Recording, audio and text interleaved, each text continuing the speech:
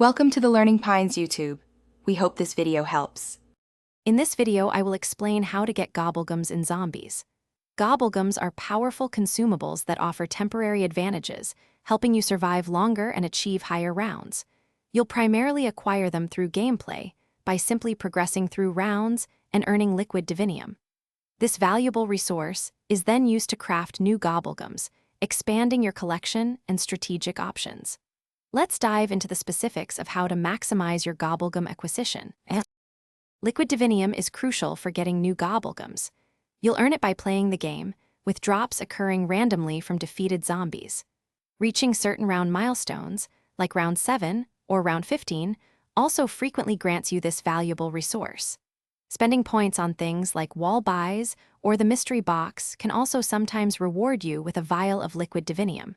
Be sure to save up your liquid divinium to craft the most powerful gobblegums.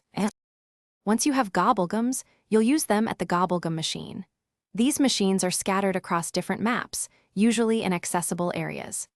Each use dispenses a random gobblegum from your pre-selected loadout.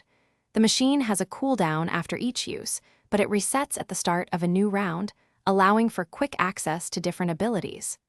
Knowing when and where to use it can significantly impact your game. Beyond in-game drops, you can craft mega gobblegums using your collected liquid divinium.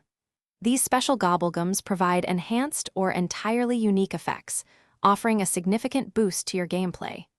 You'll access the crafting interface through Dr. Monty's factory, typically found in the main menu. Here, you can choose different crafting options.